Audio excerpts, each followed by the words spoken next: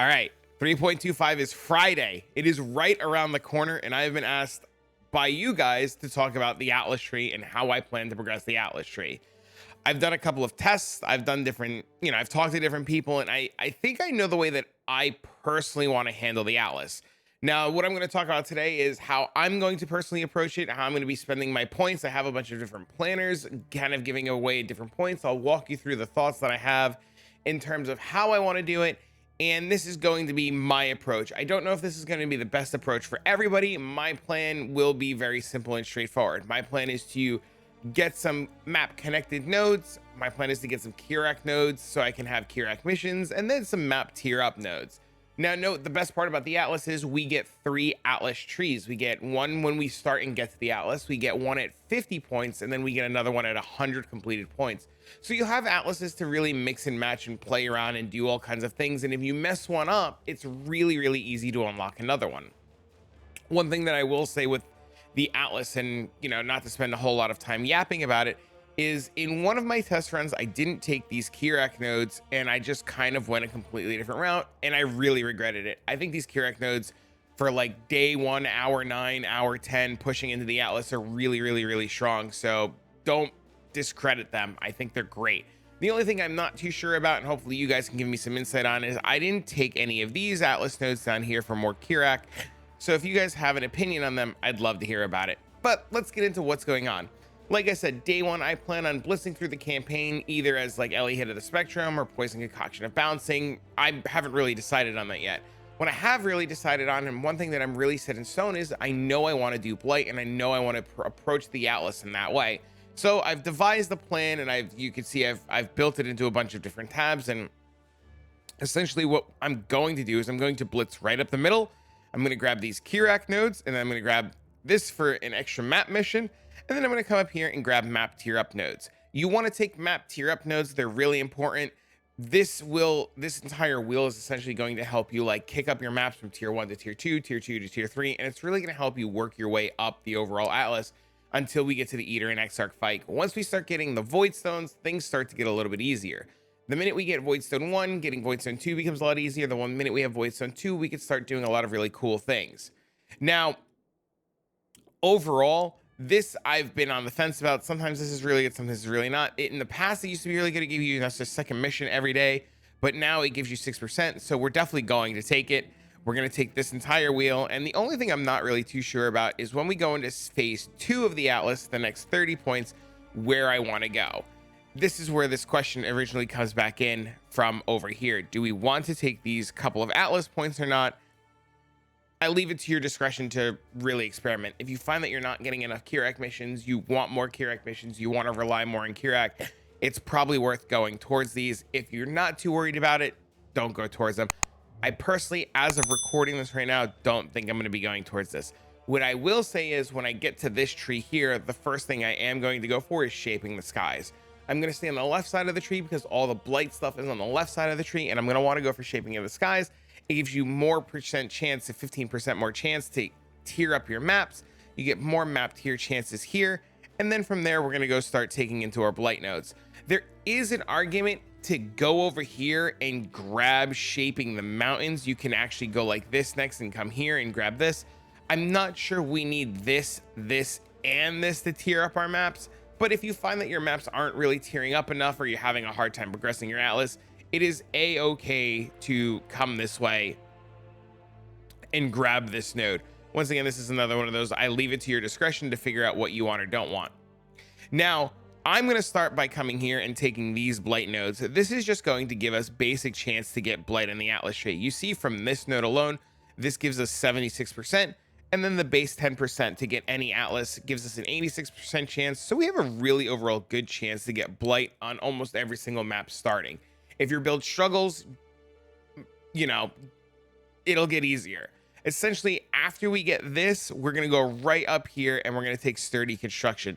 Sturdy Construction is essentially going to allow us to make the Blight mobs take more damage and just overall make our Blight encounters really easy. So this is going to guarantee that we have Blight in every map, and then this is going to guarantee or almost guarantee that we have a lot of an easier time doing things. This wheel is really, really, really important. Having the monsters take increased damage, especially when you're struggling, and even more relying on towers, is really, really, really impactful. Now, Cassius Pride is a big one. Cassius Pride says Blight monsters in your map take 75% less damage from players and their minions, but Blight towers and their minions deal 300% more damage. Cassius Pride, in my experience with playing this node, has been this weird hit or miss. Sometimes I play with Cassius Pride and I'm like, this is the best node in the world. I love this thing. It does everything I want it to do. And then sometimes I play with Cassius Pride and I'm like, oh dear God, why did I do this? This has been a nightmare. Dear God, save me, help. Oh my God. So I don't know. I honestly don't know. I think Cassius Pride is really dependent on the types of maps that you're running and where you're going. In 3.25, Toxic Sewer is back and we get to scry div cards to Toxic Sewer. So ideally, once we have 2 Watchstones, we're doing Toxic Sewer, or we have 1 Watchstone, we're doing Toxic Sewer. We're doing Toxic Sewer as fast as we can. And then Cassius Pride on Toxic Sewer might not be the best choice. But while progressing through the Atlas, Cassius Pride might be really good. Only due to the fact that there are a lot of maps that do that whole spiderweb thing. And you click on Cassius Pride and then a lane goes this way, and a lane goes this way, and a lane goes this way, and a lane goes this way, and a lane goes this way. And you're like, where do I build? What do I do? This is ridiculous. And then like she's screaming, they're branching and there's bosses and things coming from all different directions. That's where Cassius Pride really shines, because it allows you to build a tower, a tower, a tower. And then fingers crossed, they're not arc immune and your arc tower kills everything and you feel good. So honestly, for 1 point and how respecking is and like the new auction house system, it might be worth experimenting with. I'm really going to kind of like hit or miss take it depending on the day of and how I'm feeling when I get here. I might actually just do this, start coming down here, and then if I struggle, take it. But it's really hit or miss, and you should play with it and try it and see how you feel about it. After we take this wheel for more monster damage, I'm going to be coming down here, and you see I path this node, and then I come to this entire wheel.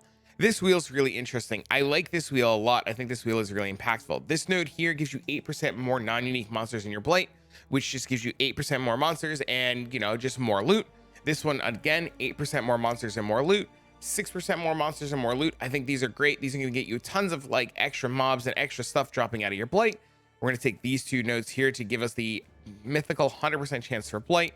This node has been changed. This is the weird Blight towers in your maps can be salvaged node. This is one of those things where like, if we salvage towers and get oils, this is going to be insane. I don't know what this is going to give yet. I can't wait to experiment and play with this node. This node might actually be the reason we don't do Toxic Sewers anymore. This node by itself, if it's insane, might be the reason that we do wide open maps. Like, I don't know, like a Jungle Valley or something, or a City Square, because if deconstructing the towers gives like high-end oils and deconstructing the towers gives a bunch of extra maps and currency and stuff like that, this might be the play to do a map that splinters out and spiderwebs out and gives us tons of towers. Reason why I don't say Toxic Sewers is known to be like a 1 or 2 lane Blight, and you don't get a lot of towers. And if deconstructing the towers is going to be our plan and how we're going to make up for the loss of oils or the loss of +1 oils and oil extractors, we really want to take advantage. But you know, when this comes out and we can play with it, I'll test it and see what's going on. If it ends up being really good, I'll let you guys know. If it ends up being really bad, I'll let you guys know. But I plan on grabbing this. I plan on testing it and experimenting it. And the last really good thing is these 2 nodes down here give you the reduced cost of building on your towers, which is really good and pairs really nicely with this wheel up here. Moving on, you see right here, we're just going to every Blight dot node, right? We're just going the entire way. I like coming to this wheel next. I like grabbing this for Blight chest they're lucky. I also like the fact that we have a 20% chance to open our Blight chest again. And then lanes in your Blights have 10% chance for additional rewards. I think this whole wheel is really good. Originally, this wheel used to give you tons of extra blighted maps, and it has been changed so that it gives you lucky chests and chests are reopenable. I think this wheel is really strong. I like the fact that we don't have to worry about a scarab anymore. I think 20%, while not 40, 20% still nice. Little bit of a nerf, but I'd rather have any chance to reopen the chest than no chance to reopen the chest. I know this wheel used to be really big on giving you the Blight maps, and it's not that anymore, but I think having this for more loot is going to be really good. Now, the Blight map node has moved up here to the north side, so Fungal Horizon now gives us Blight chests in your map have a 60% chance to drop blighted maps. I know there's an argument to go to this first before this. I don't think it's gonna matter which way you do it. I think it'll be fine either way. I mean, this is only 64 maps completed, not including uniques and other stuff. There's probably a really good argument to do this first, like a really good argument to do this, to start bringing in blighted maps and then to come here and then finish out this wheel. Either way you slice it, I think it's going to be fine. I know overall I don't plan on spending a lot of time in the Atlas. My plan is, no surprise, to run blighted maps day 1, day 2, day 3, and really get the currency train rolling. I do plan on spending times in maps to get King's March up and running. I do plan to spend time in maps to like build up the town, get gold, and start those shipments to get going. Those shipments look like they have a really long timer, like 3, 4, 5 hours. I really want to have shipments going at all times, and I really want to balance my time between blighted maps and shipments and regular maps to just make sure everything in the town is running. But I won't lie, I do want to have my Atlas done by no later than day 3, like 115 of 115. I'd like to have all my points. I'd not like to not at all worry about it if possible. So I don't see 64 points being that big of a deal, and depending on which way you want to go, odds are you, like I said, you probably want to go Fungal Horizons to start bringing in blighted maps and sell them as early as possible, and then go here for extra blight chests to be opened up. But it's not really going to be that big of a difference because nah, it's not gonna be that big of a difference. You're just gonna blitz through the maps anyways. You're gonna buy your blighted maps. I know me personally, I'm buying tier 13. The minute tier 13 blighted maps are available, I'm buying them. I assume you guys are doing the same. But if you're not gonna be buying blighted maps, you really want to farm your own, you're really determined to get them yourself, you're really determined to do everything, I would then go up here and then come down here and grab these. I wouldn't hesitate on this wheel though. Like, I wouldn't. This wheel is really insane. This whole wheel is really good. The last thing I will say though, moving forward into the next Atlas tree for 82 points, you notice that we don't take Blight Spawn. Blight Spawn is a really interesting wheel. This used to be the old oil wheel, and it's now been changed to Blight bosses in your map have a 10% chance to get an additional reward chest. 1 lane of Blight encounters in your map guarded only by Blight bosses. I can't wait to play with this. I know me personally, I'm gonna spec like this and then have this node ready to go. I think this is gonna make your blights really hard. I do. A blight boss and as every mob, and you think about how many mobs spawn, this node is either gonna be cracked out of its mind or terrible. I'm assuming it's gonna be insane, and I'm assuming it's gonna be great. I just don't know if I just don't know what we're supposed to play to do this yet. I'm sure ignites or bleeds or explosions are gonna be really good, and as soon as my my plan is to get this as soon as possible, when I feel like my character is ready, and really try to mess with it. I'm really excited about this node a lot. I'm not including this node right away simply due to the fact that I don't know how your character is going to progress. I don't know how you're going to be doing things, and I don't want you guys to click this node and then you struggle and then you're just dead in the water because of blight bosses. That's the same thing with the epidemiology node, or the immune response node, I should say. It's called the immune response.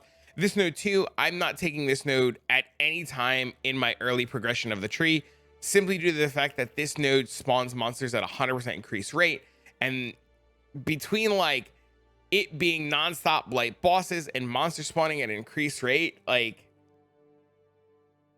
it's insane. I know there's going to be somebody who's going to say that immune response doesn't scale with this node, and you're right, they don't. This is non-unique mobs. This is blight bosses, but this node's still really good if you take that blight boss node, simply due to the fact that blight monsters in your map spawn 100% faster, and you don't want to sit in maps for an hour. You really don't. You don't want to sit in blight encounters for an hour. This node ends up being really good just to like save you time, right? But this is going to be one of those nodes, again, when your character is strong enough to do it, you're going to click it, because this node will really overrun you and give you a hard time. So after I grab this, you see I come up to this entire quant wheel. I start getting the extra quantity in maps. I get some more quant and rarity in maps just to get a little bit more loot. From here, the world is really your oyster. More or less from here, the world is really your oyster. Me personally, I think I'm gonna go here and take this big ass quant wheel and just start to get more loot in my map. And then I really don't know what I want to do. I do know I want to do some sort of altar strategy. I think personally, I always gravitate towards the blue side. I'm a big believer in the blue altars. I don't like the red altars at all. But for those of you guys who are in the red altars or are into red altars, especially early, you can unclick this whole thing here. You can come over here and you can take a bunch of red altars and really get rolling on the red side of things. I think if I ever click another red altar again and get domed by a meteor or die to chaos damage by running around and having my flash running, I'll cry myself to sleep and never want to do altars again. So I personally don't think I'm taking red altars. There is a really good argument for red altars early, as they have chaos orbs and other really cool stuff. So when you get to about here, you're in a really good spot to just like grab the altar nodes and really experiment. Like I said, I personally prefer blue altars. I think red altars are stronger earlier and blue altars are stronger later, but it's really a personal preference. And the reason why I think I'm going to be going blue altars, especially early on, is my plan is to complete the Atlas relatively quickly. And then I think I might hop into a little bit of Expedition. Expedition day 1, day 2, day 3, even day 4 is really strong. People like logbooks, people like doing ROG, people like doing all kinds of stuff like that. Especially if I'm at this point by day 2, I might just like experiment and just like put points into Tujin, put points into ROG just to get some extra ROG stuff, ROG expeditions, Tujin expeditions, and then just kind of like really figure it out. And then, you know, go towards more logbooks. And, you know, I don't know. I haven't really fully fleshed out what I want to do yet or how I want to approach post Blight and how I want to do Blight stuff. I'm really kind of like on the fence about a lot of things. And, you know, you can really experiment at this stage in the game. I do think there's a really good argument to take early Expedition. Expedition slows down your maps a whole ton, but I think if I end up playing Poison Concoction of Bouncing, which is what I'm more or less leaning towards, this might be like really good. But, you know, like I said, I'm not honestly too sure what I want to do. This might not be an Expedition angle. This might be a Beast angle, depending on what beasts are in the pool. This might end up being a June angle to just maybe try to get a Veiled Orb or two. This might be a Harvest angle. I honestly, I'm not too sure at all. And you should really like make the decision on what kind of content you like and what you think really benefits you. I will include this Atlas here with the Expedition stuff on it. Like I said, disclaimer, I'm really not sure what I want to do. The last possible thing I'm going to leave with you with, and the last thing that I'm going to say and talk about, is singular focus. And I'm going to put a little chapter for this. Singular focus says maps found have a 200% more chance to be your favorite map. Non-favorite maps found in your map drop as basic currency. This will indeed brick your blighted maps. There's a reason I don't click it. It will 100% brick your blighted maps. They will no longer drop as blighted maps. They will convert into other things. I do not like singular focus for this strategy. Do not click it. Do not brick your maps. If you have bricked your maps and you say, oh my God, Trav, they're not dropping, the first thing I'm going to ask you every single time is, did you click singular focus? Don't do it. Don't click it. But yeah, I think that's about it. I think I've yapped for much longer than I intended to, but this is my overall starting plan. I don't know about the Expedition stuff. I'm still on the fence. I'm really going to explore and look into things and test different things and look into things.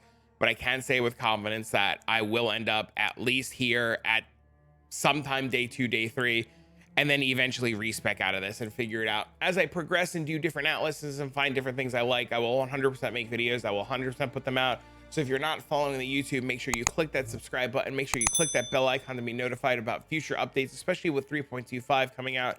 And if you want to keep up to date with what's going on. And then lastly, if you want to see everything going live about, you know, how I'm progressing, where the character is, what I'm doing, by all means, come check out the live streams. I'll be live on Twitch for the entire league start. I'll be live on YouTube for the league start. And then we'll go from there. But for now, friends, I'm going to get this video out to you guys. And I hope 3.25 brings you many divines. See you all in the next one.